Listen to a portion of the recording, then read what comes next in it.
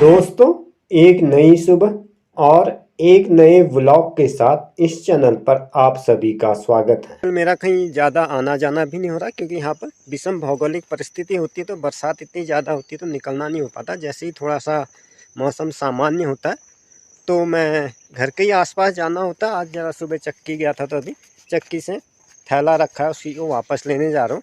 बस तो अभी निकल गई है, वापसी में कोई बाइक में फ्रेंड्स वगैरह मिल जाते तो उनसे थोड़ी हेल्प मिल जाती है। तो जैसे ही मौसम थोड़ा अनुकूल होता है तो आपको मेरे चैनल पर जल्द ही ब्लॉग देखने को मिलेंगे। जहाँ पर भी जाते हैं छाता लेके जाना ज़्यादा ज़रूरी होता है। थोड़ा सा इस weather is not fine for go anywhere, there is a heavy rain since 2 or 3 days। In this time there is a बारिश रुकी हुई है, तो इस तरह से मैं पैदल पैदल जा रहा हूँ। दोस्तों, ये हमारे यहाँ का मेन मार्केट है। हम लोग स्टेशनरी वगैरह यहीं से लेते हैं। मेन स्टेशनरी का मेन मार्केट भी यहीं पर है। इसके अलावा छोटी बड़ी चीज़ें यहाँ पर मिल जाती हैं। दूध और डेली नीड्स का सामान मिल जाता है। इसको डाट का मेन मार्केट कहते हैं, भीमताल का मेन मार्केट है। और गंगोला स्टेशनरी शॉप है, जैसा कि आप देख पा रहे हैं। इसके आगे एक दो सब्जियों की दुकान है। उसके आगे एक नाई की दुकान है, जहाँ हम महीने में एक बार बाल काटने जाते हैं। इसी के ठीक राइट हैंड साइड में ये रास्ता आपका ऊपर की तरफ को जाता है।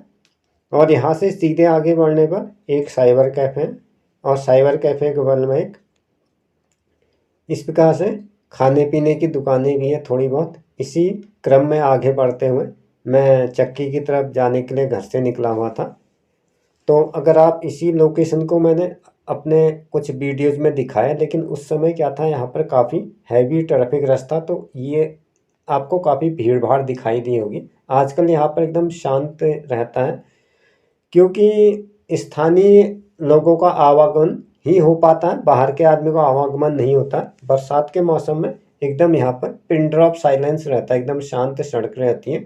और यहाँ का मैं आपको पानी एकदम क्लियर दिखाता हूँ नज़दीक से। एकदम शीशे की तरह साफ चमकता हुआ पारदर्शी पानी, ट्रांसपेरेंट वाटर आपको क्लियरली दिखाई देगा।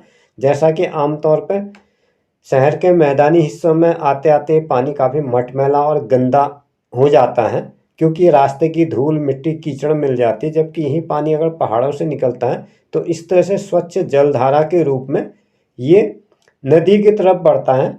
यहाँ पर नदी को हम स्थानीय भाषा में गधेरों में कहते हैं। गधेरा एक छोटी नदी होती है, विभिन्न प्रकार के गधेरे मिलकर के एक नदी को बनाते हैं। ये पानी की जलधारा सीधे गधेरे पे जा रही, ये गधेरा मेन नदी में चला जाएगा। तो इसी क्रम में आगे बढ़ते हुए मैं आपको इस तरह से दिखा रहा हूँ। देखिए, ये सड़क के पास का पानी अभी एकदम ट्रांसपेरेंट है और चारों तरफ हरियाली रहती है।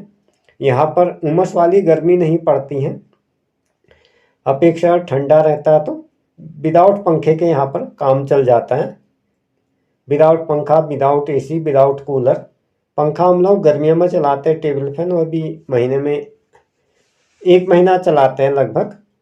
ना भी चलाए तो चल जाता है, लेकिन फिर भी हमें चलाना पड़ता है, क्योंकि नीचे वाली मंजिल पे काफ़ी सीमेंट की छत है तो गर्म हो जाता है। नीची छत होती है पहाड़ों में, मैदानी इधर ऊंची ऊंची अट्टालिकाएं अब तो बनने लगी है। पहले जो थी पहाड़ की मकानों की हाइट काफ़ी छोटी होती थी और छतें जो थी पत्थरों की होती थी। यहाँ पर बरसातों में एकदम चारों तरफ हरियाली से भर जाते हैं पहाड़। लेफ्ट और राइट हैंड साइड में जैसा कि आप देख पा रहे हैं, हरियाली हरियाली दिखाई देती है।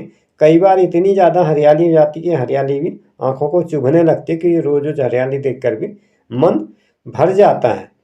तो इस तरीके से मैं चक्की की तरफ गया था। सुबह चक्की रखी हुई थी, तो उसमें कुछ शायद टेक्निकल इश्यू था, इलेक्ट्रिसिटी नहीं थी, तो इस वजह से गेहूं नहीं पिस पाया था। बरसातों में समस्या होती है, एक तो यहाँ पर धूप भी उतनी अच्छी नहीं आती, तो गेहूं प्रॉपर नहीं सूख पाता है। दूसरा, 2 चक्कर में जाना पड़ता है एक चक्कर में रखने के लिए, क्योंकि इलेक्ट्रिसिटी आजकल बहुत कम रह रही है। इस प्रकार से मैंने बैलेंस कर दिया था इसको पूरी तरह से। पोटली में लपेटा हुआ चक्की अभी रुकी हुई है, शायद इसमें कोई टेक्निकल फॉल्ट है या इलेक्ट्रिसिटी नहीं है। तो मैंने इस तरह से इसको मेजरमेंट करके इनकी बगल में रख दिया। यहीं से मिला हुआ इनका अपना घर है। अभी ढूंढता हूँ कि चक्की वाले भाई साहब कहाँ गए हैं। पहाड़ों में ज़्यादातर होता है, लोग दुकान छोड़े कहीं भी चले जाते हैं। वापसी में मुझे जीप मिल गई थी, मेरा इन्होंने पीस दिया था। डायरेक्ट तो मेरी बात नहीं होती। तो जीप मिल जाती तो काफ़ी आराम होता है। जीप की हाइट थोड़ा कम होती है, बड़ी गाड़ियों में तो चढ़ने उतरने में काफ़ी दिक्कत होती है सामान के साथ। जीप में थोड़ा अपेक्षात हाइट कम होती तो आसानी से आप रख और उतार सकते हैं। भारी कट्टा वगैरह उतारने में काफ़ी अच्छा होता है। इसके साथ छाता भी होती है, तो दो चीज़ों को थोड़ा कैरी करना मुश्किल होता है। बरसातों के मौसम में छाता भी अति आवश्यक हो गई है। And that's the end this episode. इसी के साथ आज का एपिसोड यहीं पर समाप्त करता हूँ। मिलते हैं अगले एपिसोड में फिर एक नए ब्लॉग के साथ। तब तक के लिए goodbye and have a nice day.